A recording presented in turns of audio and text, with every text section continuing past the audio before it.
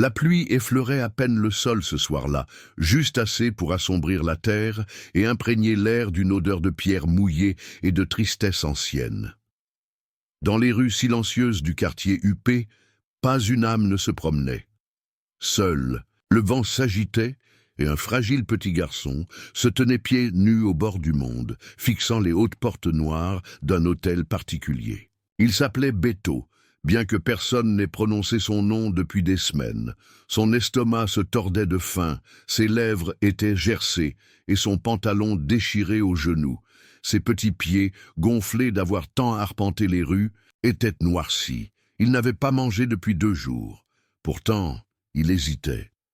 Que pouvait bien offrir une maison comme celle-ci à un enfant comme lui?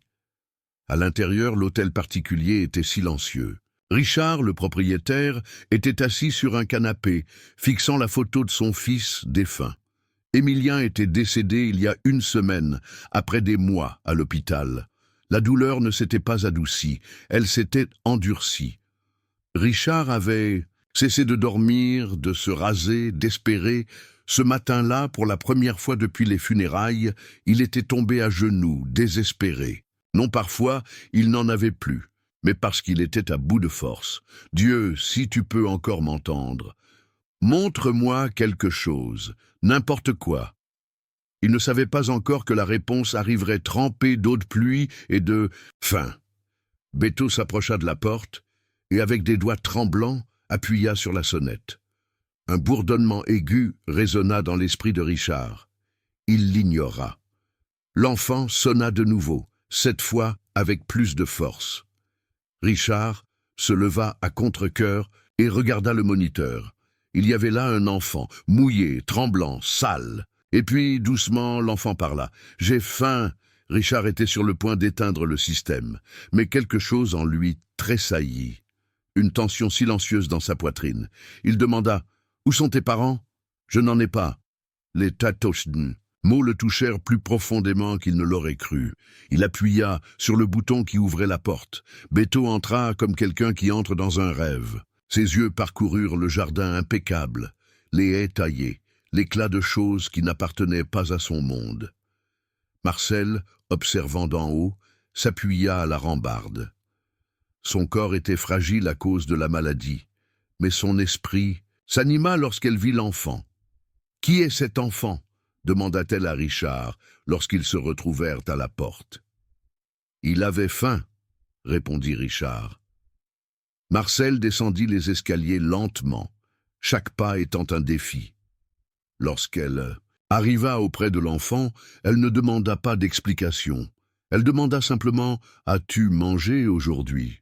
Quand Beto secoua la tête, elle sourit légèrement. « Viens, je vais te donner quelque chose. » Ce soir-là, pour la première fois depuis des années, l'hôtel particulier n'était pas complètement dans l'obscurité. Quelque chose avait changé. L'enfant mangeait silencieusement, comme quelqu'un qui craint que la nourriture ne disparaisse. Richard et Marcel l'observaient en silence. L'enfant ne ressemblait en rien à Émilien, et pourtant, ses yeux, ses gestes, la façon dont il joignait les mains étaient étrangement familiers. « Où dors-tu » demanda Richard. « Là où la nuit me trouve. » Marcel regarda son mari. « Il reste ce soir. » Pendant les jours suivants, Beto devint une présence silencieuse dans la maison. Il aidait. Il ne se plaignait pas.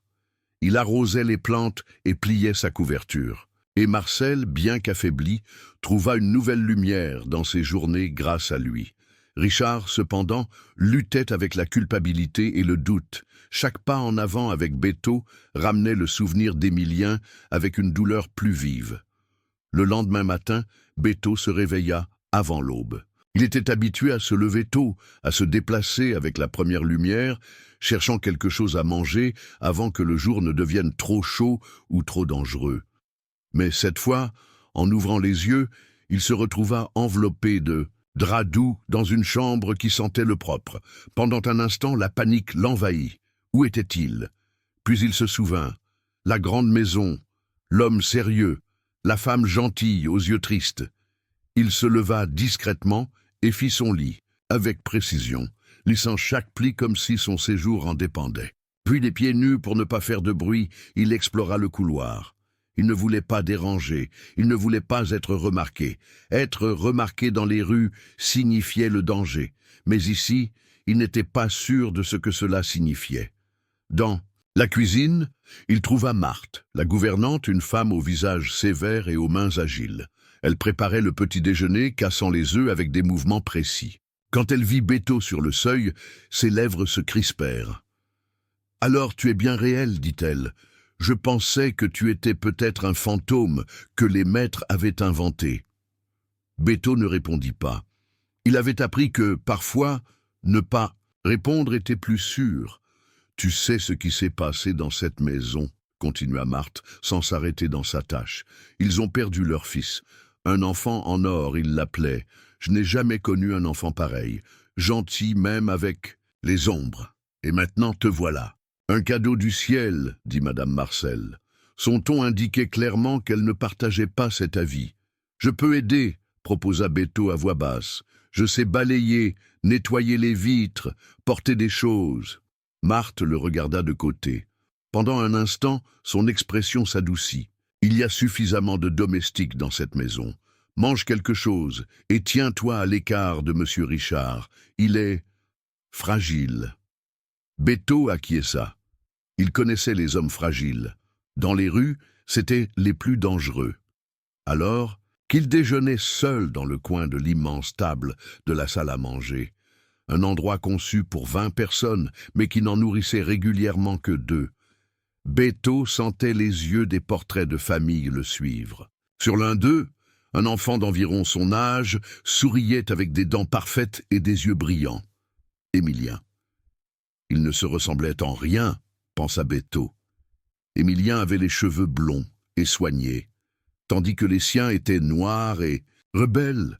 La peau d'Émilien brillait de santé, la sienne était tannée par le soleil et marquée de cicatrices de différentes tailles.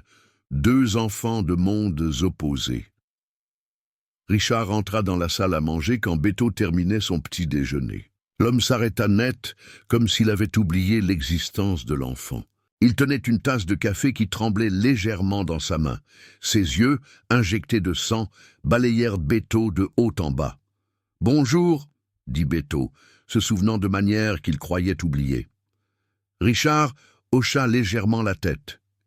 Il s'assit à l'autre bout de la table, créant un abîme entre eux. « As-tu bien dormi ?» La question sonnait mécanique, comme quelque chose qui devait être dit. « Oui, monsieur. Merci, monsieur. »« Richard. Je m'appelle Richard. »« Merci, monsieur Richard. » Un silence gênant remplit la pièce. Richard but son café, évitant de regarder l'enfant directement. Beto resta immobile, attendant des instructions, une permission ou un renvoi. « Tu as 9 ans, n'est-ce pas ?» demanda finalement Richard. Beto acquiesça. « Je crois que oui, monsieur. Les années passées dans la rue avaient effacé de nombreuses certitudes. Mon fils avait 10 ans quand... » La voix de Richard se brisa. Il laissa la phrase inachevée, mais la fin flottait entre eux, lourde et douloureuse. « Je suis désolé, » dit Beto, bien qu'il ne soit pas sûr de pourquoi il s'excusait, peut-être d'être en vie alors que le fils de cet homme ne l'était pas. Peut-être d'être un rappel. Richard se leva brusquement. « Marcel souhaite que tu restes quelques jours, jusqu'à ce que nous trouvions un endroit qui te convienne. » Le ton suggérait que cet endroit ne serait pas là. « Marthe te donnera des vêtements propres. Il y a des règles dans cette maison. » « Oui, monsieur. Ne rien toucher sans permission. Ne pas entrer dans les pièces aux portes fermées. Ne pas faire de bruit quand Marcel se repose. Elle est... » Richard s'arrêta comme s'il décidait de ce qu'il devait révéler. « Elle est malade. Elle a besoin de tranquillité. »« Je comprends, monsieur. » Richard acquiesça, satisfait de la soumission de l'enfant. Il se retourna pour partir, mais s'arrêta. « Comment t'appelles-tu ?»« Beto, monsieur. »« Beto quoi ?» L'enfant baissa les yeux. « Juste Beto, monsieur. » Richard le regarda un instant de plus, hocha de nouveau la tête et partit, laissant Beto seul avec les fantômes des portraits de famille. Cet après-midi-là, Marcel demanda à voir Beto. Elle le trouva dans le jardin arrière, assise sous une pergola couverte de bougainvilliers. Elle était enveloppée dans une couverture malgré la chaleur du jour, et sa peau avait une teinte cendreuse que Beto reconnut. Il avait vu cette pâleur auparavant sur les visages de ceux qui dormaient sous les ponts et ne se réveillaient pas le matin. « Viens, assieds-toi avec moi, dit-elle, tapotant l'espace à côté d'elle sur le banc. Sa voix était douce mais ferme, comme si chaque mot était soigneusement choisi pour ne pas gaspiller d'énergie. Beto obéit, gardant une distance respectueuse. « Marthe me dit que tu as été sage ce matin. J'ai essayé, madame. »« Marcel !» corrigea-t-elle avec un sourire. « Juste Marcel !» Beto acquiesça, bien qu'il sache qu'il ne pourrait pas l'appeler ainsi. « Va directement. Il y avait trop de distance entre eux, trop de mondes différents. T'a-t-on montré la maison ? Non, madame. Marcel, c'est trop grand, soupira-t-elle. Je l'ai toujours dit. À quoi bon pour un couple une maison de 12 pièces ? Richard disait que nous remplirions chacune d'enfants. Une ombre traversa son visage. Nous n'en avons utilisé qu'une. Beto resta silencieux, sentant que tout mot serait inapproprié. Tu sais ce que j'aime chez toi, Beto, continua-t-elle. Tu ne poses pas de questions. La plupart des enfants posent des questions sans arrêt. Pourquoi le ciel est-il bleu? Où vont les gens quand ils meurent? Pourquoi es-tu si maigre? Des questions et encore des questions. Mais toi, tu observes. Comme si tu connaissais déjà toutes les tristes réponses. J'ai vu des choses, admit Beto. Je le sais, tes yeux le disent. Marcel tendit une main tremblante et après une brève hésitation, effleura les cheveux de Beto. Beaucoup trop pour un si petit enfant. Pendant un instant, Beto sentit qu'il pouvait se briser sous cette douce caresse, s'effriter comme les murs de boue après de fortes pluies. Personne ne l'avait touché avec autant de douceur depuis, il ne pouvait pas se souvenir. « Richard est un bon homme, » dit Marcel retirant sa main. « Il est juste perdu en ce moment. La douleur fait des choses étranges aux gens. Elle les transforme en des versions méconnaissables d'eux-mêmes. Êtes-vous très malade ?» La question s'échappa avant que Beto ne puisse la retenir. Marcel ne montra aucune surprise devant cette question directe. « Oui, j'ai un cancer. Les médecins disent qu'il me reste quelques mois, peut-être moins. Je suis désolé. Ne le soyez pas. J'ai vécu une vie bien remplie. Je n'ai que 2 regrets. N'avoir pu sauver mon fils et ne pas pouvoir prendre soin de Richard quand je partirai. » Elle regarda Beto avec intensité. « Peut-être que tu pourras m'aider avec le 2e. »« Moi ?» Parfois, Beto, le destin a un sens de l'humour particulier. Il amène un enfant affamé exactement à la porte des personnes qui ont le plus besoin de nourrir leur âme. Elle toussa légèrement, se couvrant la bouche avec un mouchoir que Beto remarqua taché de rouge. « Mon temps touche à sa fin, mais peut-être que le tien ici ne fait que commencer. » Avant que Beto ne puisse répondre, Richard apparut dans le jardin. Il s'arrêta en les voyant ensemble, et quelque chose qui ressemblait à de la méfiance traversa son visage. « Tu devrais te reposer, dit-il à Marcel, ignorant Beto. « Je me repose, répondit-elle, et je mène une agréable conversation. » Richard jeta un bref regard à Beto. Marthe a besoin d'aide à la cuisine. C'était une excuse, Beto le savait. Une façon de l'éloigner de Marcel. Il acquiesça, se leva et prit congé d'un geste respectueux. En s'éloignant, il entendit Richard à voix basse. « Ne t'attache pas, Marcel, nous ne savons rien de lui. »« Je sais la seule chose qui importe, » répondit-elle. « C'est un enfant qui a besoin d'aide. » Les jours passèrent, et Beto s'adapta à la routine de l'hôtel particulier. Il se levait tôt, aidait Marthe bien qu'elle insistât sur le fait que ce n'était pas nécessaire, passait du temps avec Marcel quand elle se sentait assez forte, et évitait Richard autant que possible. L'homme le regardait avec un mélange de douleur et de suspicion qui faisait que Beto se sentait comme un intrus. Ce qui, réfléchissait-il, était exactement ce qu'il était. Un après-midi, alors qu'il aidait Marcel à arroser ses plantes, une tâche qu'elle ne pouvait plus effectuer seule, ils entendirent la sonnerie. Marthe alla ouvrir, et revint accompagné d'un jeune homme d'une vingtaine d'années, mince et avec un sourire nerveux. « Madame Marcel, dit Marthe, mon neveu Tonio est venu m'apporter une commission. » Marcel sourit faiblement. « Tonio, quel plaisir de te voir. Comment va ta mère ?»« Bien, madame, merci de demander. » Tonio regarda Beto avec curiosité. « Et ce garçon ?»« C'est Beto. Il reste avec nous un certain temps. » Tonio acquiesça, mais son regard devint évaluateur, calculateur. Beto connaissait ce regard, c'était celui de quelqu'un qui mesure la valeur des choses autour de lui. « Je vais faire visiter la maison à mon neveu, » annonça Marthe. Cela fait des années qu'il n'est pas venu. Quand ils s'éloignèrent, Marcel soupira. « Je n'aime pas ce garçon. Chaque fois qu'il vient, de petites choses disparaissent. Un cendrier en argent, une figurine. Richard dit que j'imagine des choses. » Beto ne répondit pas, mais garda l'information. Il avait survécu dans les rues en reconnaissant les personnes dangereuses. Et quelque chose chez Tonio lui rappelait les voleurs du marché, ceux qui souriaient tout en vous vidant les poches. Cette nuit-là, alors que Beto se préparait à dormir, il entendit des voix agitées dans le bureau de Richard. Il s'approcha discrètement de la porte entr'ouverte. Tu ne peux pas continuer à ramasser des enfants de la rue comme s'il s'agissait de chiots abandonnés, disait Richard. Ce n'est pas un chiot, c'est un enfant, répondit Marcel, sa voix tendue par l'émotion.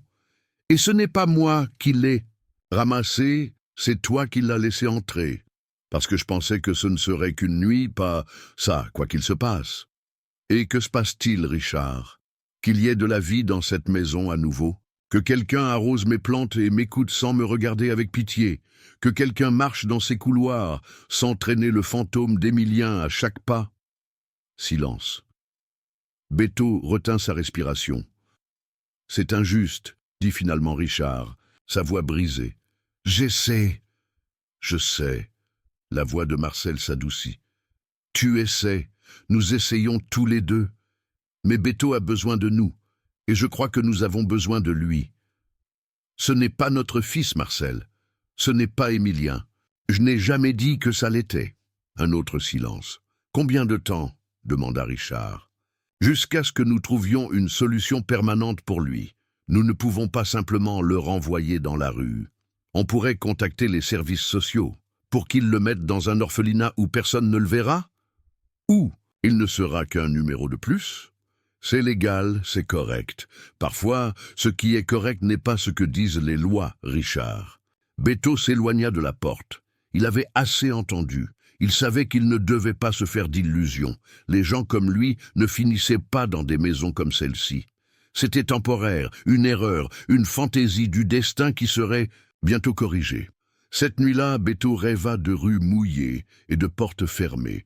Dans son rêve, il frappait encore et encore à la porte de l'hôtel particulier. Mais personne ne répondait. Et derrière lui, les ombres de la ville s'étiraient, attendant patiemment qu'il se rende pour le dévorer. Il se réveilla en sueur, enveloppé dans des draps doux qui semblaient soudainement une prison. Et il prit une décision. Il apprécierait chaque instant dans cette maison, mais il se préparerait à l'inévitable. Car l'inévitable arrivait toujours, surtout pour les enfants comme lui. Le lendemain matin apporta un changement inattendu. Richard entra dans la salle à manger pendant le petit déjeuner et, au lieu de s'asseoir loin comme il en avait l'habitude, prit la place à côté de Beto. « J'ai quelque chose pour toi, » dit-il, posant une boîte devant l'enfant. Beto la regarda avec méfiance. « Ouvre-la, » insista Richard. À l'intérieur, il y avait des vêtements neufs, des jeans, des t-shirts, un pull, des baskets, des vêtements qui n'étaient pas usés, ni tachés, ni trop grands ou trop petits, des vêtements qui semblaient faits pour lui. Marcel les a commandés sur Internet, expliqua Richard. Elle dit que tu as besoin de tes propres vêtements, pas des vieux trucs de... Il s'arrêta, mais le nom flotta entre eux, Émilien. « Merci », murmura Beto, touchant le tissu neuf avec révérence. « C'est trop beau. »« Ce ne sont que des vêtements, » dit Richard, mais son ton manquait de la dureté habituelle. « Et il y a autre chose. » Il sortit une enveloppe de la poche de sa chemise et la posa sur la table. « Qu'est-ce que c'est » demanda Beto. « Un médecin viendra cet après-midi pour te faire un bilan. Rien de grave, juste un examen général. Marcel insiste pour que tu sois à jour avec tes vaccins et d'autres choses. » Richard semblait mal à l'aise, mais déterminé. « Tu auras besoin de papier si tu vas rester un certain temps. C'est la première étape. » Beto regarda l'enveloppe, puis Richard. « Rester ? Combien de temps ?» Richard évita son regard. « Cela dépend de beaucoup de choses. Mais tant que tu es ici, tu devrais être en bonne santé et en règle. » Avant que Beto ne puisse répondre, Richard se leva et sortit de la salle à manger, laissant l'enfant avec un mélange de confusion et de cette émotion dangereuse qu'il avait évitée, l'espoir. Le médecin s'avéra être un homme aimable, aux mains douces, qui ne posa pas de questions sur les ecchymoses anciennes ou les cicatrices sur le dos de Beto.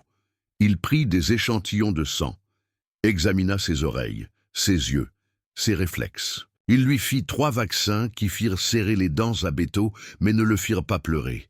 Quand il eut terminé, il lui donna une sucette comme s'il était un enfant quelconque, lors d'une visite de routine. « Il est dénutri », dit-il à Marcel. Après, quand il pensait que Beto ne pouvait pas entendre. Il a plusieurs carences en vitamines et une légère anémie. Rien qu'une bonne alimentation ne puisse corriger. Mais il y a des signes de mauvais traitements antérieurs, cicatrices, os mal consolidés. Cet enfant a beaucoup souffert. « Va-t-il se rétablir ?» demanda Marcel, sa voix tendue. « Physiquement, sans aucun doute. L'autre chose, le temps, le dira. Les enfants sont étonnamment résilients. » Beto s'éloigna silencieusement. Il n'avait pas besoin d'un médecin pour lui dire ce qu'il savait déjà, qu'il était brisé à l'intérieur et à l'extérieur. Ce qu'il ne savait pas, c'était s'il pourrait un jour se réparer complètement. Ce soir-là, pendant le dîner, quelque chose d'extraordinaire se produisit. Richard posa une question directement à Beto. « Aimerais-tu aller à l'école ?» Beto faillit s'étouffer avec son eau. « L'école ?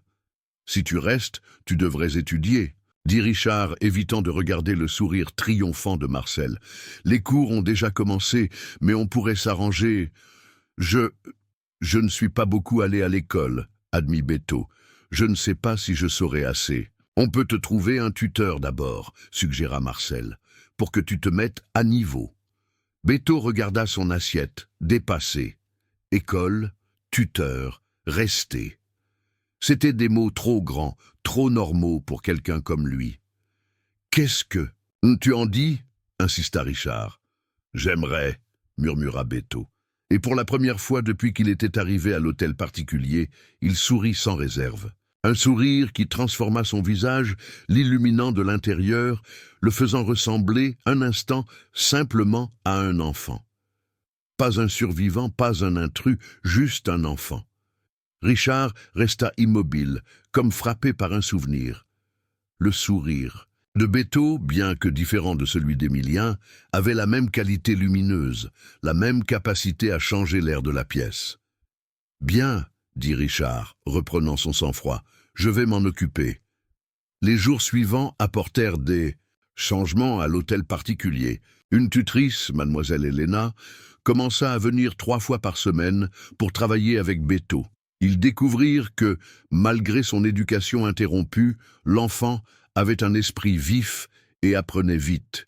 Il était particulièrement doué avec les chiffres, calculant mentalement avec une rapidité qui étonnait sa tutrice.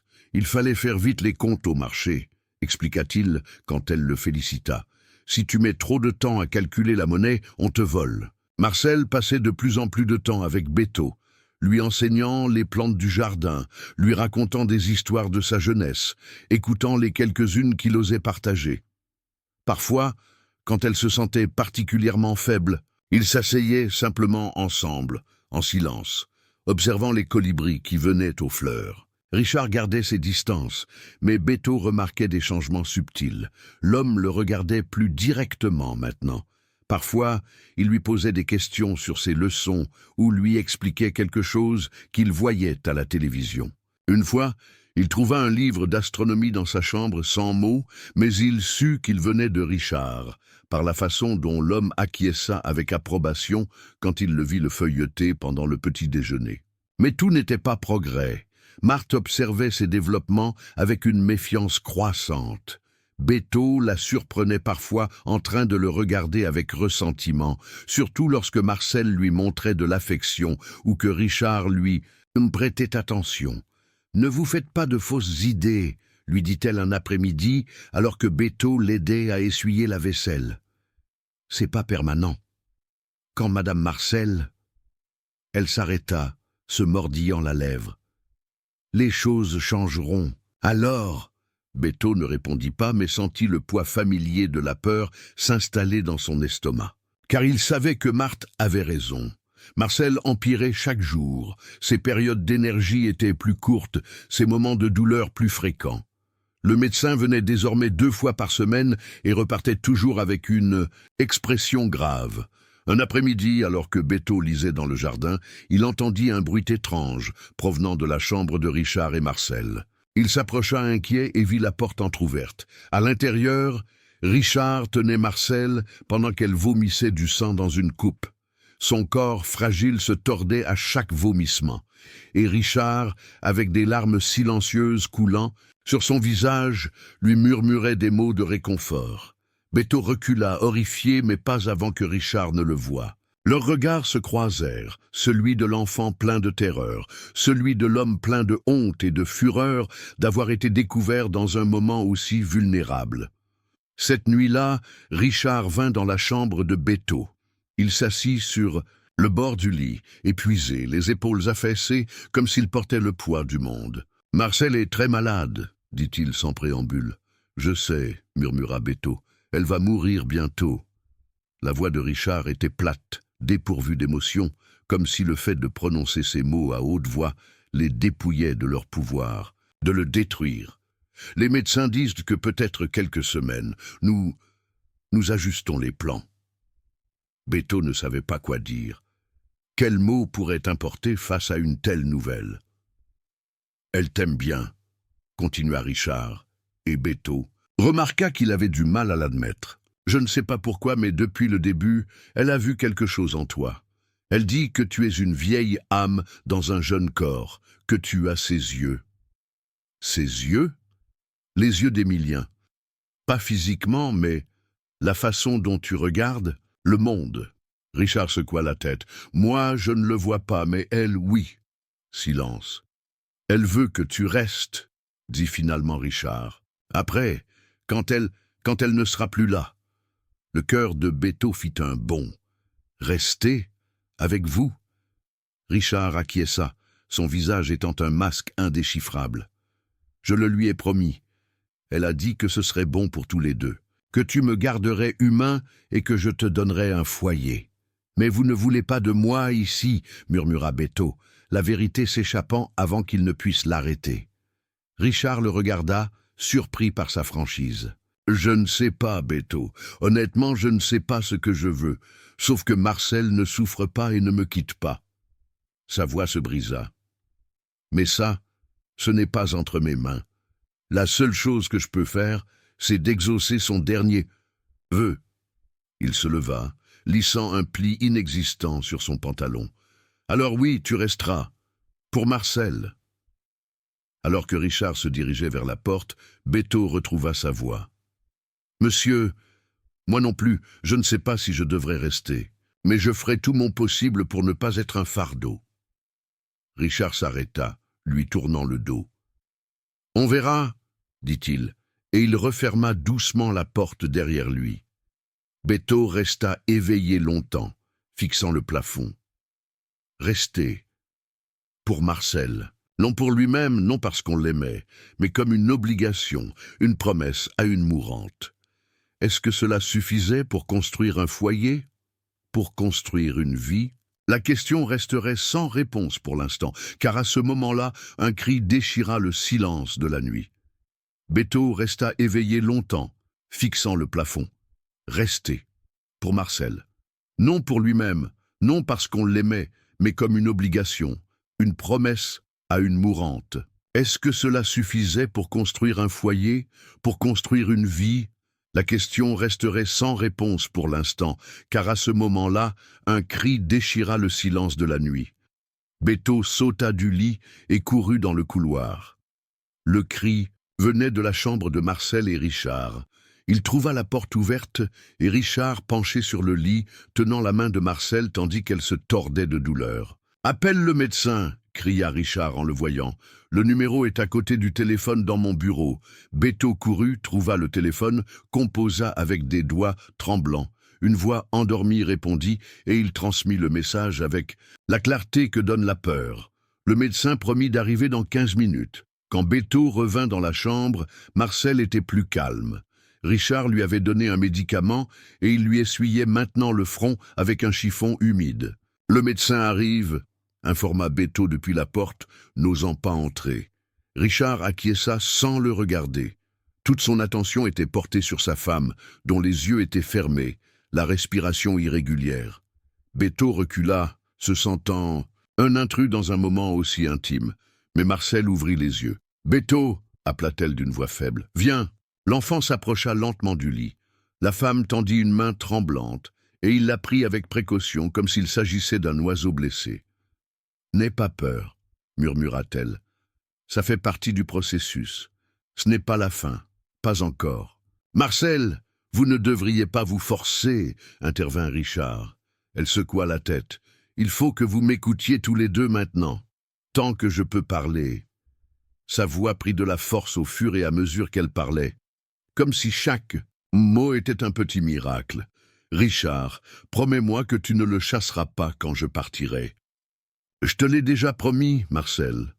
Promets-le-moi à nouveau, ici, maintenant, devant lui. » Richard regarda Béto pour la première fois depuis qu'il était entré dans la chambre. Ses yeux fatigués parcoururent le visage de l'enfant, cherchant quelque chose qui semblait l'échapper. « Je le promets, » dit-il finalement. Marcel acquiesça, satisfaite.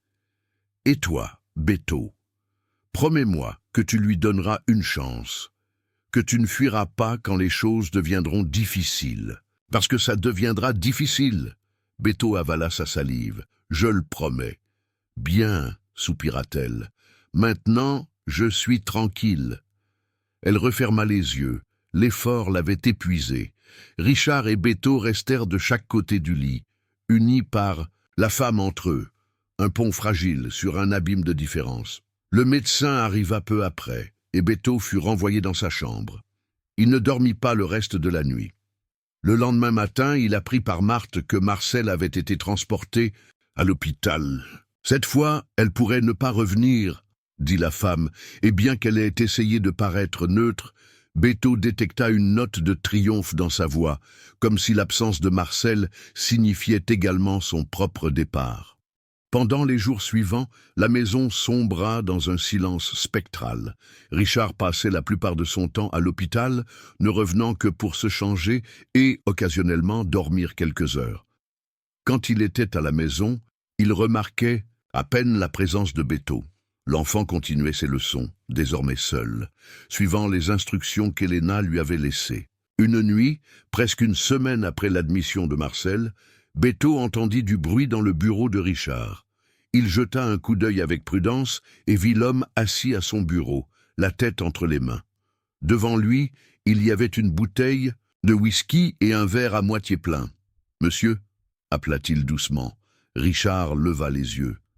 Ses yeux étaient rouges, sa barbe longue, son aspect négligé. « Qu'est-ce que tu veux ?»« Juste pour savoir si vous avez besoin de quelque chose. » Richard laissa échapper un rire amer. « De quoi aurais-je besoin de toi ?» Les mots frappèrent Béto comme un coup de poing physique. Il recula, blessé, mais Richard continua à parler, les mots coulant comme du venin. « Tu sais ce que le médecin a dit aujourd'hui ? Que c'est une question de jours, qu'il faut qu'on se prépare, se préparer. » Il secoua la tête avec incrédulité. « Comment se prépare-t-on à perdre la personne qui donne un sens à ta vie ?»« Je ne sais pas, monsieur. »« Bien sûr que tu ne sais pas.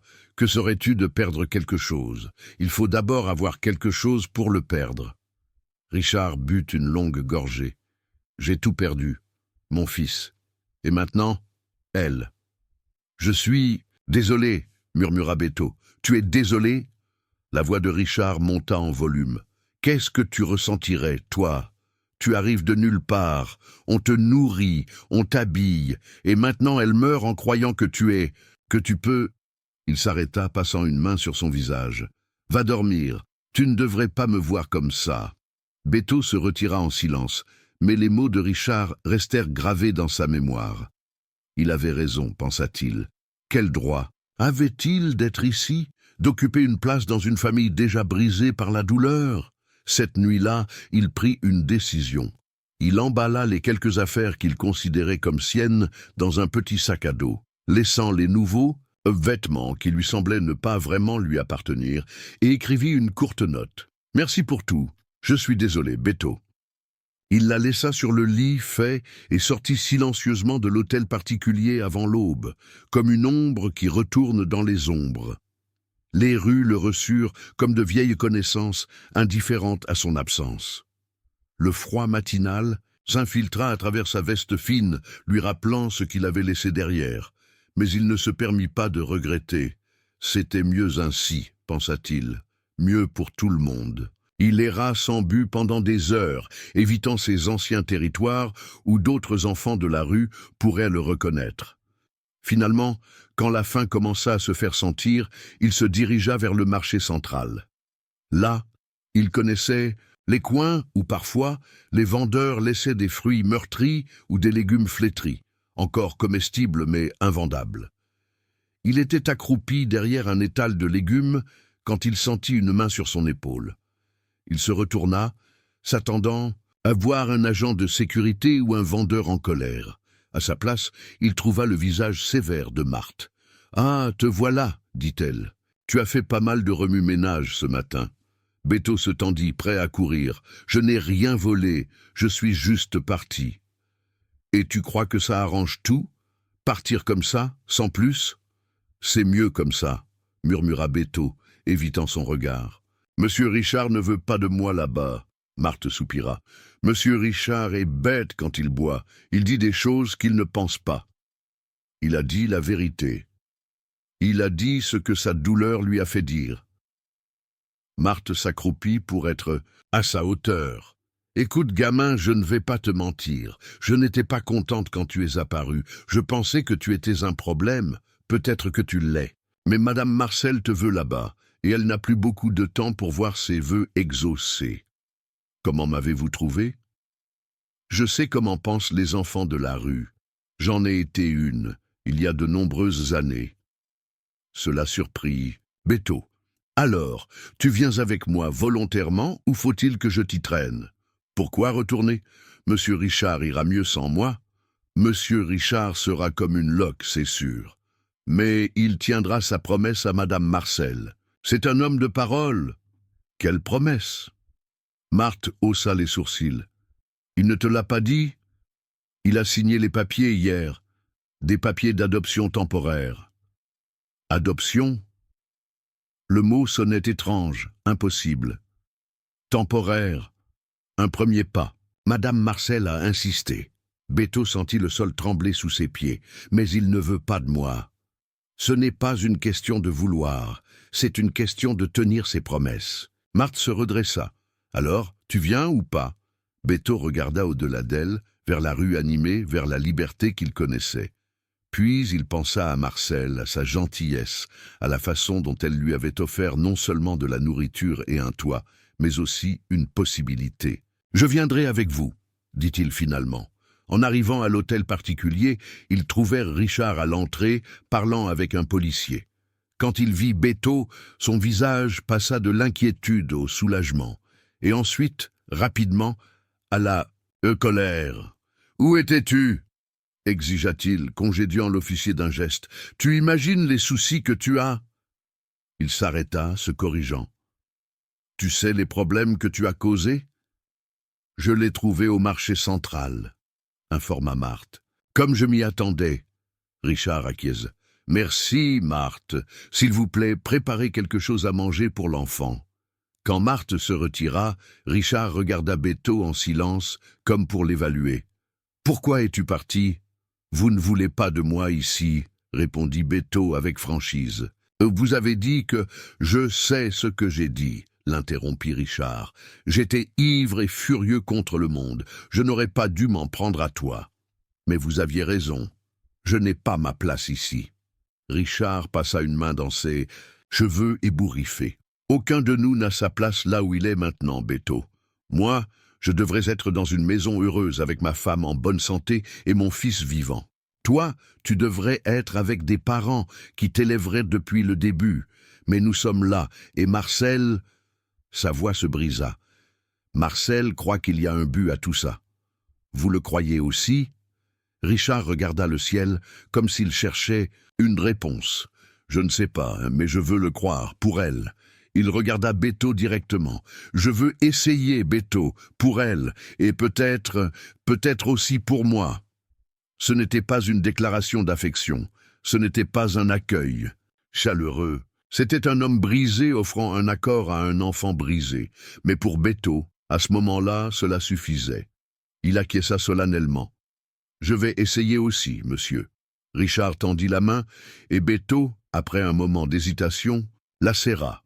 Un pacte silencieux entre deux âmes à la dérive, unies par la volonté d'une troisième qui les aimait tous les deux. Ce même jour, Richard emmena Béto à l'hôpital pour voir Marcel.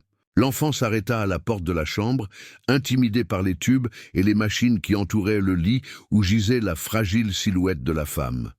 Elle paraissait beaucoup plus petite maintenant, consumée par la maladie. « Viens !» l'encouragea Richard doucement, plaçant une main sur son épaule. Le geste, si simple, si nouveau entre eux, donna à Béto le courage de s'approcher. Les yeux de Marcel s'ouvrirent en les sentant près d'elle. Un faible sourire illumina son visage émacié. « Mes deux hommes !» murmura-t-elle. Richard approcha. Une chaise pour Béto et une autre pour lui-même, et ils s'assirent de chaque côté du lit. Marcel prit une main de chacun, formant un cercle. « C'est mieux comme ça. »« Comment vous sentez-vous aujourd'hui » demanda Richard. « Comme si je flottais, » répondit-elle d'une voix rêveuse. « C'est étrange. Je ne ressens pas de douleur maintenant. C'est comme si j'étais en dehors de moi-même. » Richard échangea un regard inquiet avec une infirmière qui ajustait la perfusion de morphine. La femme acquiesça légèrement, confirmant ses soupçons non prononcés. La fin était proche. « Richard m'a dit que tu as essayé de partir ce matin, » dit Marcel à Béto, ses yeux étonnamment lucides malgré les médicaments. « Je suis désolé, » murmura Béto. « Ne le soyez pas.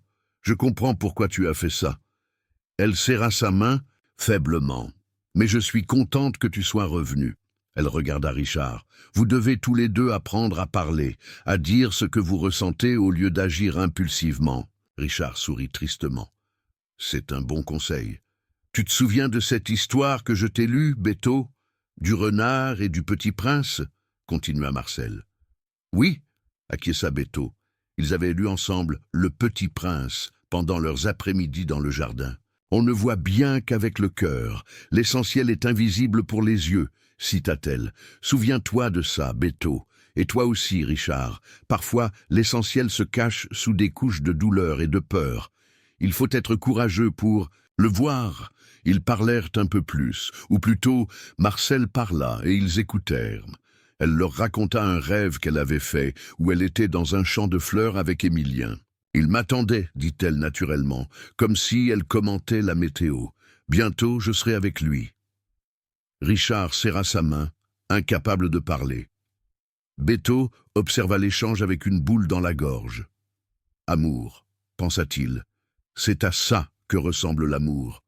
Même devant la mort, même brisé par la douleur, c'était toujours de l'amour. » Quand les infirmières indiquèrent que la visite devait se terminer, Marcel leur demanda de s'approcher. « Promettez-moi que vous prendrez soin l'un de l'autre, » murmura-t-elle, « que vous allez vraiment essayer. »« On vous le promet, » dirent-ils à l'unisson, et pour la première fois, Béto sentit qu'ils étaient vraiment un « nous », unis par cette femme et son dernier vœu. Marcel mourut cette nuit-là. Pendant son sommeil, Richard était à ses côtés, tenant sa main. Béto attendait dans le couloir, sachant instinctivement que ce dernier moment ne leur appartenait qu'à eux deux, Quand Richard sortit de la chambre, son visage était serein malgré les larmes. Il vit Beto, et sans dire un mot, ouvrit ses bras. L'enfant s'approcha avec prudence, et Richard l'attira dans une étreinte maladroite mais sincère. « Maintenant, c'est toi et moi », dit-il simplement. Les jours suivants furent un flou d'arrangements funéraires, de visites de condoléances et de silences gênants. Les funérailles furent petites, élégantes, pleines de fleurs blanches comme Marcel l'aurait souhaité. Beto resta aux côtés de Richard tout le temps, se tenant avec une formalité qui cachait sa propre douleur. Car oui, il s'en rendit compte, il était en deuil. Il avait aimé Marcel, bien qu'il l'ait à peine connue. Elle avait été la première personne depuis longtemps à l'avoir vraiment vue. Après les funérailles, la maison parut plus grande et plus vide que jamais. Richard s'enferma pendant des heures dans son bureau, et Beto passait son temps à lire ou à aider Marthe, qui, de façon surprenante, était devenue plus aimable avec lui. Une nuit, Richard l'appela dans son bureau. Beto entra avec prudence, craignant de le retrouver à nouveau ivre, mais l'homme était sobre, assis derrière son bureau avec plusieurs documents devant lui. « Assieds-toi, Beto, dit-il, désignant une chaise. Il faut qu'on parle. » L'enfant obéit, se préparant au pire. « Ça y est, pensa-t-il, le moment où il va me dire que je dois partir. Les papiers d'adoption temporaire que j'ai signés avant qu'elle ne nous quitte, sont valables 6 mois. » commença Richard. « Après ce délai, nous devons décider si nous faisons le processus permanent ou... » Il laissa la phrase inachevée. « Je comprends, » dit Beto, bien que son cœur battait, douloureusement vite. « Je ne veux pas te mettre la pression, » continua Richard. « Je sais que ce n'est pas ce que tu avais prévu, et honnêtement, ce n'était pas non plus mon plan. Mais je crois qu'on pourrait essayer, mieux se connaître, pendant ces mois. Voir si ça marche. » C'était ce qui se rapprochait le plus d'une offre de foyer que Beto avait reçue de sa vie.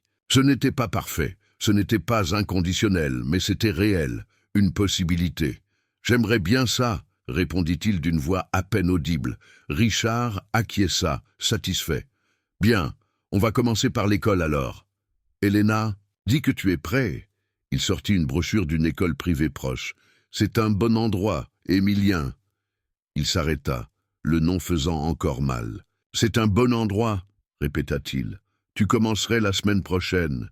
Et si les autres enfants posent des questions, sur moi, sur pourquoi je suis avec vous, on leur dira la vérité, que tu es mon fils adoptif. » Le mot « fils » sonna étrange dans la voix de Richard, comme s'il l'essayait. « Et s'ils posent des questions sur mes vrais parents ?» Richard le regarda sérieusement. « Tu leur diras ce que tu veux leur dire. C'est ton histoire, Beto. C'est à toi de décider ce que tu veux partager. » C'était une réponse qui respectait son autonomie, qui le traitait non pas comme un enfant sans défense, mais comme une personne ayant droit à ses propres décisions. Beto ressentit une gratitude inattendue envers cet homme qui, au milieu de sa propre douleur, trouvait de l'espace pour considérer la sienne. « Merci, » dit-il simplement. Richard acquiesça, mal à l'aise avec l'émotion du moment. « Une chose, de plus, » dit-il, sortant une petite boîte du tiroir. « Marcel voulait que tu aies ça. » Il ouvrit la boîte, révélant une montre en argent ancienne, élégante, mais sans prétention. C'était à son père, puis à moi, et nous l'avions gardé pour Émilien quand il serait plus grand. Beto regarda la montre, submergé. « Je ne peux pas l'accepter, c'est trop. »« C'est un prêt, » dit Richard, « jusqu'à ce qu'on décide. De l'adoption permanente. Alors, elle sera vraiment à toi, si tout va bien. » C'était une porte de sortie élégante, une façon d'offrir quelque chose de précieux sans s'engager complètement. Un autre pacte provisoire entre eux. Beto prit la montre avec révérence. « J'en prendrai soin. »« Je sais que tu le feras. » Richard se leva, mettant fin à la conversation. « Maintenant, va te reposer. Demain, on ira t'acheter un uniforme scolaire. » Après que Beto fut sorti, Richard resta dans son bureau, regardant la photo de Marcel sur son bureau. « J'espère faire ce qu'il faut, » murmura-t-il à l'image souriante. Et pendant un instant, il put presque sentir son approbation flotter dans l'air. Le week-end, pendant que Richard était à une réunion d'affaires, sa première depuis la mort de Marcel, Bétho aidait Marthe à nettoyer quelques pièces peu utilisées de l'hôtel particulier. La femme avait développé une tolérance envers lui qui, sans être de l'affection, n'était au moins pas de l'hostilité. « Monsieur, Richard est en train de changer », commenta Marthe, alors qu'il dépoussiérait une bibliothèque remplie de vieux livres. « Il reprend le travail, sort de son bureau, c'est bon signe.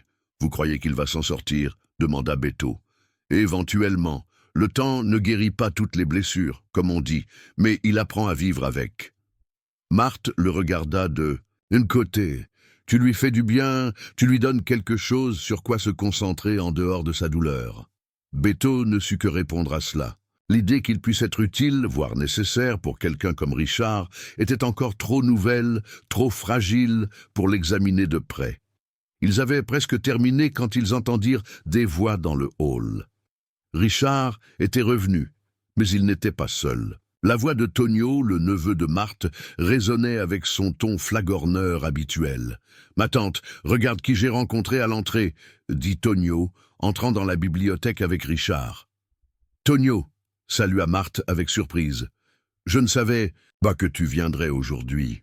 Je passais par là et j'ai pensé à te rendre visite », répondit Tonio avec un sourire qui, pour Bétho, semblait toujours faux. Ses yeux se posèrent sur Bétho, et quelque chose dans son regard alerta l'enfant. « Je vois que le petit est toujours là.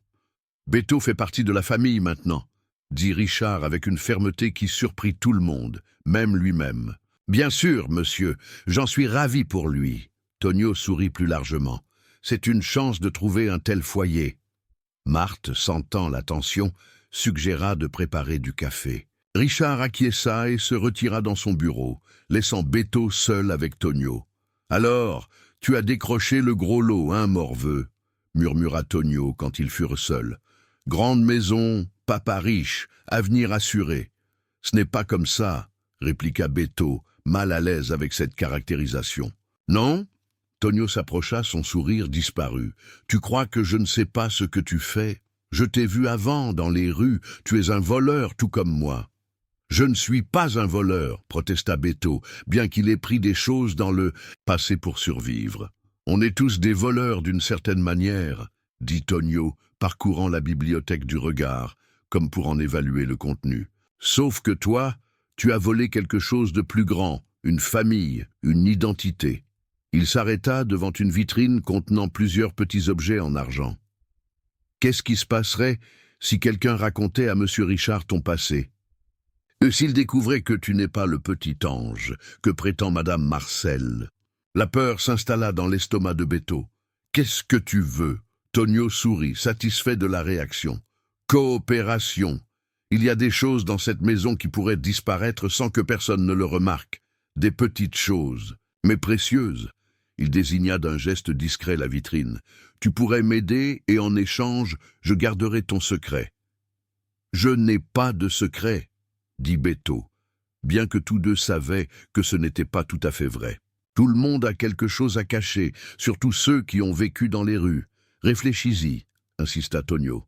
Ce serait une affaire simple. Et souviens-toi, si tu ne m'aides pas, je peux faire en sorte que ta vie ici soit compliquée. Avant que Bétho ne puisse répondre, Marthe revint avec un plateau de café et de petits gâteaux.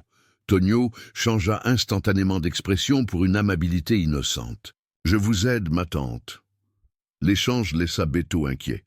Il savait que Tonio ne lançait pas de menaces en l'air. Il avait rencontré des gens comme lui auparavant, des manipulateurs qui savaient exactement où appuyer pour obtenir ce qu'ils voulaient.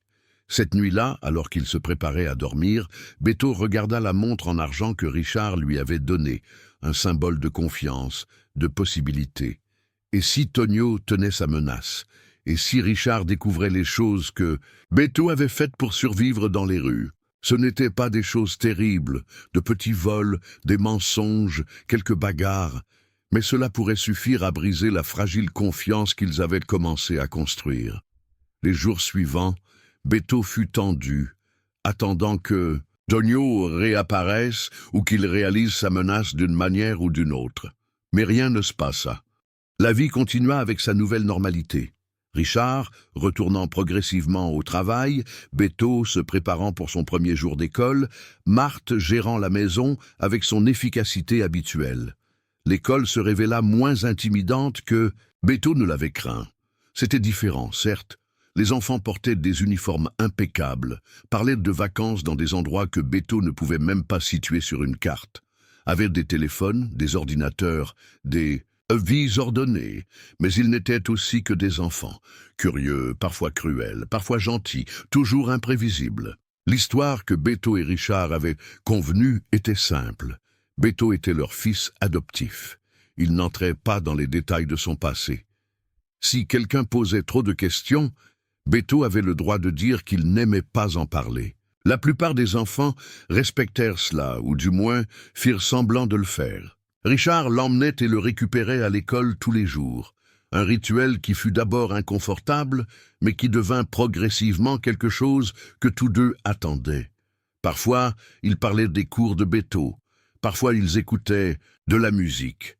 Parfois, ils existaient simplement ensemble, dans un silence qui n'était plus chargé de tension. Un après-midi, alors qu'ils rentraient à la maison, Richard demanda par hasard « Aimerais-tu qu'on fasse quelque chose ce week-end ? On pourrait aller au cinéma ou au parc d'attractions, ce que tu préfères. » Beto le regarda surpris. C'était la première fois que Richard proposait une activité ensemble qui ne soit pas purement fonctionnelle. « Vraiment ? Bien sûr, c'est ce que font les familles, non ?» Richard semblait aussi incertain que lui, comme s'ils naviguaient tous les deux en eaux inconnues. « J'aimerais le cinéma, » dit Beto, après y avoir réfléchi. Cela lui semblait moins intimidant qu'un parc plein de monde. Cinéma, alors.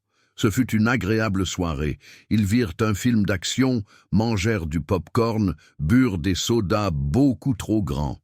Richard rit même à quelques reprises, un son que Beto n'avait jamais entendu auparavant et qui transformait complètement son visage sévère. En rentrant à la maison, Richard raconta à Beto comment il avait l'habitude d'emmener Émilien au cinéma tous les samedis. C'était notre tradition. On regardait toutes sortes de films, même les mauvais. Surtout les mauvais parfois. On aimait les critiquer après. Pour la première fois, il parla de son fils sans que la douleur ne lui serre la gorge. C'était un enfant extraordinaire, Beto. Il aurait été un grand homme.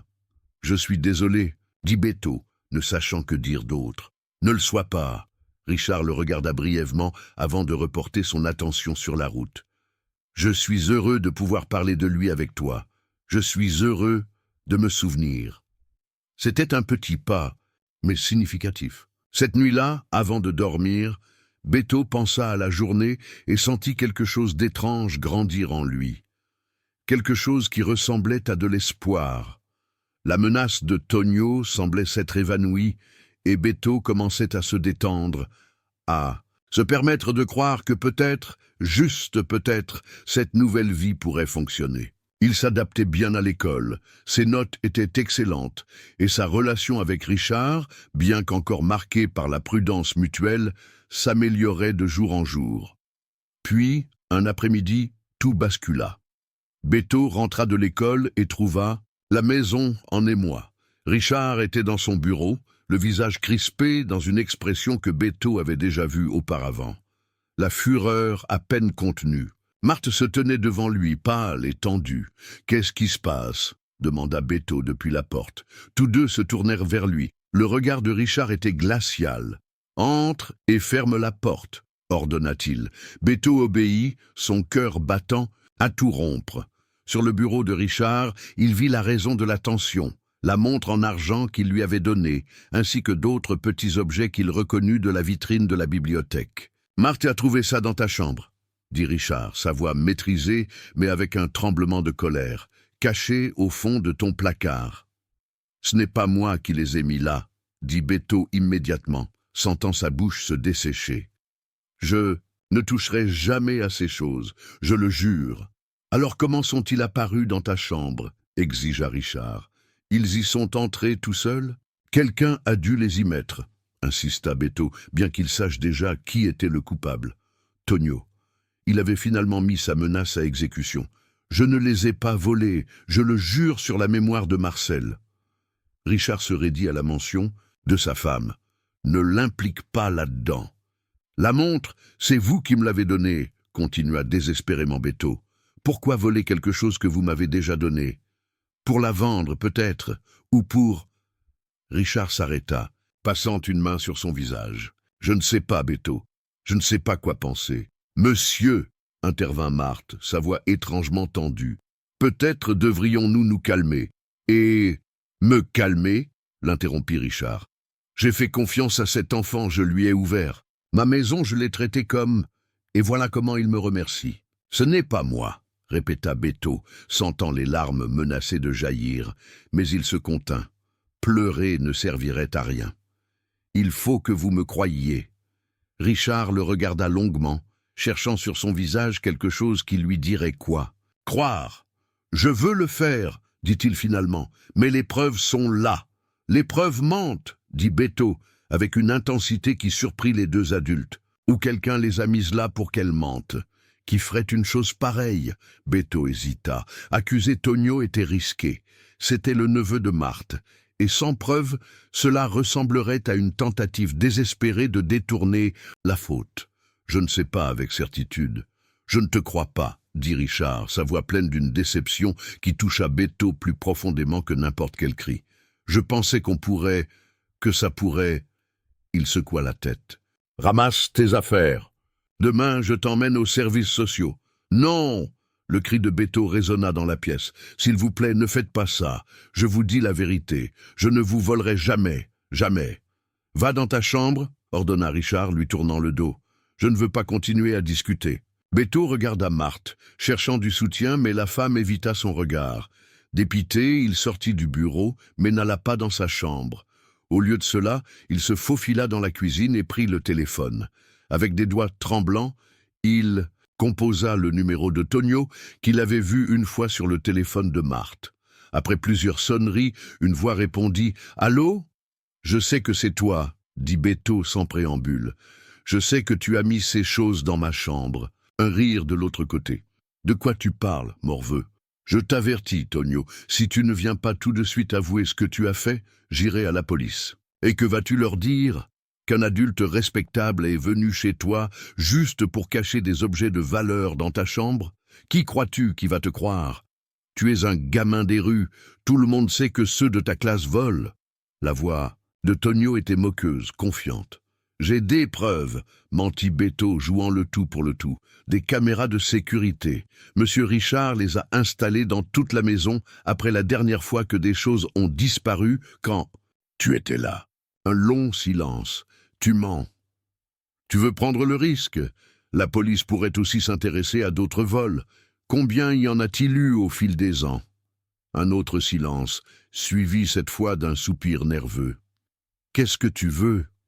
Que tu viennes maintenant et que tu confesses. Ou la police aura ses enregistrements demain. » Il raccrocha avant que Tonio ne puisse répondre. C'était un bluff désespéré, mais c'était la seule chose qu'il avait. Il pria pour que ça marche. Étonnamment, ça marcha. Moins d'une heure. Plus tard, Tonio était à la porte, pâle et nerveux. Richard, confus par sa visite inattendue, le fit entrer dans le bureau. Bétho les suivit, ignorant le regard d'avertissement de Richard. « J'ai quelque chose à vous dire, monsieur, » commença Tonio, évitant de regarder Bétho. « À propos de ces choses qui ont disparu, ce n'est pas l'enfant, c'est moi. » Richard le regarda avec incrédulité. « Toi? Pourquoi ferais-tu une chose? Pareil. » Par vengeance, admit Tonio, les épaules rentrées. « J'étais jaloux. Cet enfant arrive de nulle part et tout à coup, il fait partie de votre famille. Il a tout ce que j'ai toujours voulu. J'ai pensé que si je le faisais passer pour un mauvais garçon, vous le chasseriez et, je ne sais pas, c'était stupide. » Marthe, qui était entrée en entendant la voix de son neveu, pâlit. « Tonio, comment as-tu pu? »« Je suis désolé, ma tante. Vraiment. » Tonio semblait sincèrement honteux maintenant. « Je n'ai pas pensé à la façon dont cela vous affecterait. » Richard regarda le jeune homme puis Bétho, la compréhension se dessinant lentement sur son visage. « Comment as-tu fait pour le faire avouer ?» demanda-t-il à l'enfant. Je lui ai dit qu'il y avait des caméras de sécurité, admit Beto, qu'on avait tout enregistré. Une étincelle d'admiration brilla dans les yeux de Richard, un mensonge intelligent. J'ai appris à être malin dans les rues, dit Beto, simplement. Richard acquiesça, puis se tourna vers Tonio avec une expression sévère. Je ne porterai pas plainte, par respect pour Marthe. Mais je ne veux plus vous voir près de cette maison, compris? Tonio acquiesça misérablement. Vous pouvez y aller maintenant. Après le départ de Tonio, accompagné d'une Marthe silencieuse et honteuse, Richard et Beto se retrouvèrent seuls dans le bureau. Je vous dois des excuses, dit finalement Richard. J'aurais dû vous faire confiance. Ce n'est pas grave, répondit Beto. Je comprends pourquoi vous ne l'avez pas fait. Non, ce n'est pas grave. Je vous ai jugé en me basant sur des préjugés et non sur ce que vous avez prouvé être. Richard s'approcha et, avec une certaine gêne, posa une main sur l'épaule de Beto. Marcel a toujours vu le meilleur en vous dès le début. Moi aussi, j'apprends à le voir. Merci de m'avoir cru finalement, dit Beto, sentant un poids se lever de ses épaules. Merci de ne pas avoir abandonné. Richard prit la montre en argent sur le bureau et la rendit à Beto. Ceci est à vous, et cette fois, c'est à vous sans condition. Beto prit la montre, sentant son poids solide et réconfortant. J'en prendrai soin. Je sais, dit Richard, et cette fois, la confiance dans sa voix était réelle. L'incident, du vol, bien que douloureux, marqua un tournant dans leur relation. Les barrières qu'ils avaient maintenues, les soupçons mutuels, commencèrent à tomber. Richard commença à parler plus ouvertement d'Émilien, partageant des histoires sur l'enfant qu'il avait perdu. Beto, à son tour, s'ouvrit progressivement sur sa vie dans les rues, pas tout d'un coup mais par petits fragments digérables. « Ma mère m'a abandonné quand j'avais 5 ans.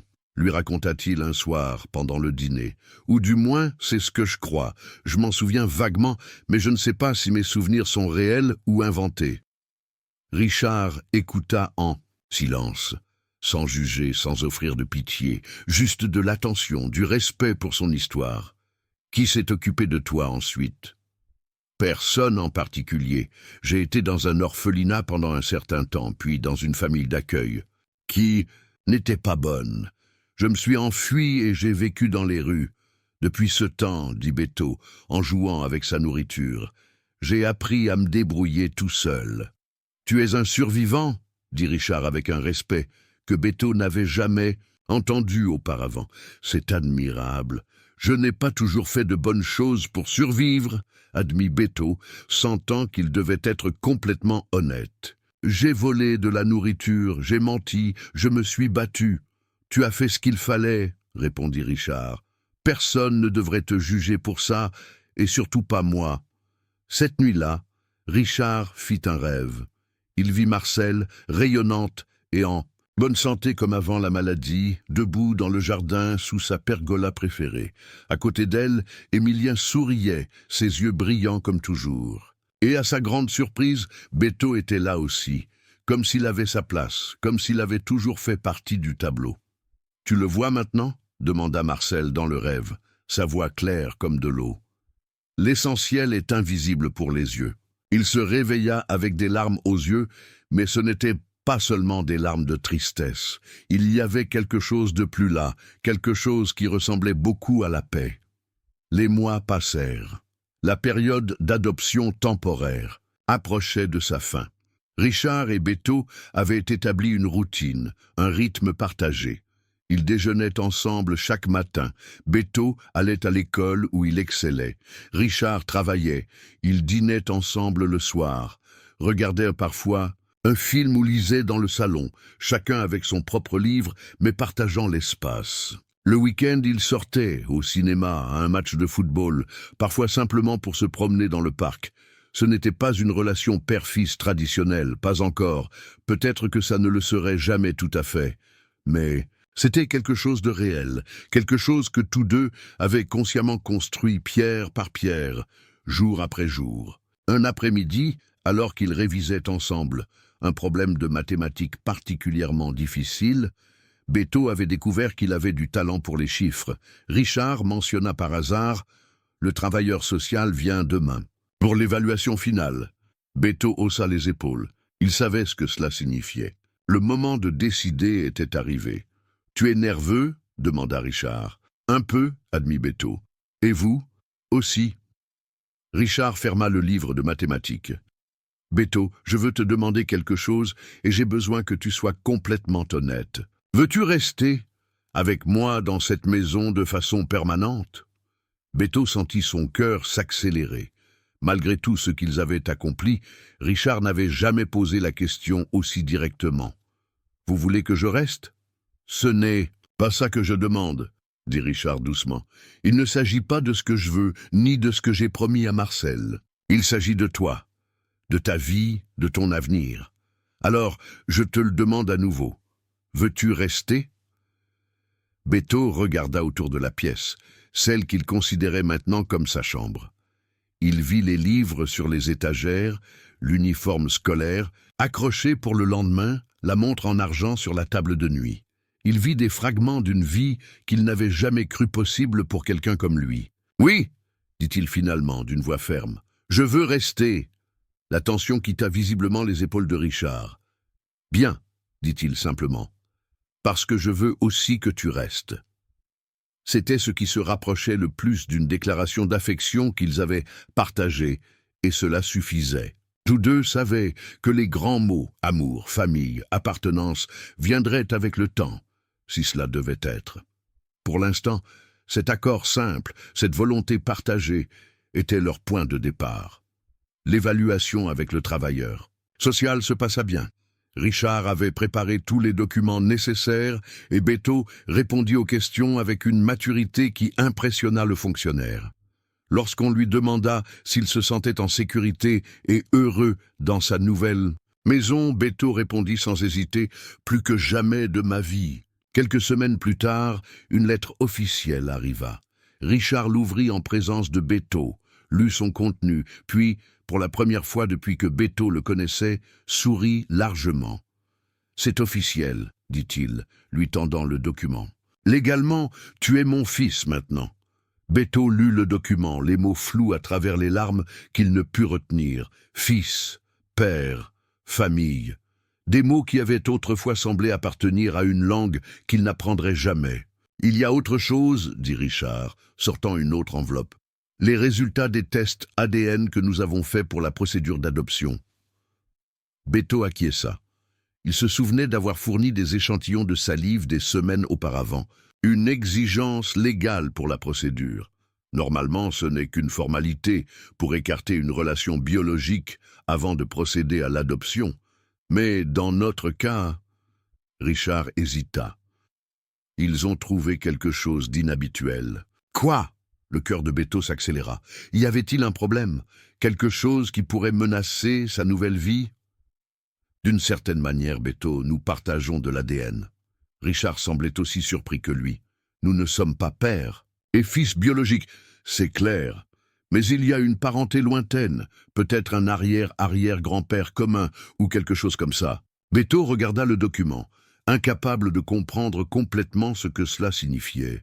Nous sommes une famille, vraiment? Il semblerait que oui, d'une manière étrange et distante, mais oui. Richard secoua la tête avec incrédulité. Marcel a toujours dit qu'il y avait quelque chose entre nous, quelque chose qu'elle voyait et que je ne voyais pas. Peut-être qu'elle avait raison, comme toujours. Ils se regardèrent, cet homme et cet enfant, désormais unis non seulement par le choix et les documents légaux, mais aussi par un lien qu'ils ne savaient même pas qu'il existait. C'était comme si le destin ou quelque chose de plus grand avait travaillé tout ce temps, amenant un enfant affamé exactement à la bonne porte un jour de pluie. « Tu crois que c'était une coïncidence ?» demanda Beto. « Que je sois arrivé à votre porte ce jour-là ?» Richard regarda par la fenêtre vers le ciel. « Tu sais, ce matin-là, j'ai prié pour la première fois depuis des années. J'ai demandé à Dieu, s'il existait, de me montrer un signe, n'importe quoi. Et puis tu es apparu. » Il sourit, un sourire mêlé d'émerveillement et peut-être d'un « au peu de foi retrouvé ». Je ne sais pas si c'était une coïncidence, le destin ou une réponse à une prière, mais j'en suis reconnaissant. C'était un nouveau commencement pour tous les deux, pas un remplacement de ce qu'ils avaient perdu. Émilien serait toujours le fils que Richard avait perdu, et Béto n'essaierait jamais de prendre sa place. Marcel serait toujours la femme que Richard avait aimée, et son absence ne cesserait jamais de faire complètement mal. Mais ensemble, ils avaient trouvé une façon d'aller de l'avant, de construire quelque chose de nouveau à partir des morceaux brisés de leurs vies antérieures. La vie ne leur promettait pas un chemin facile. Il y aurait des jours difficiles à venir, des moments où la douleur des pertes passées se ferait à nouveau sentir fraîchement, des défis qui mettraient à l'épreuve leurs liens nouvellement formés. Mais ils n'affronteraient plus ces défis, eux seuls.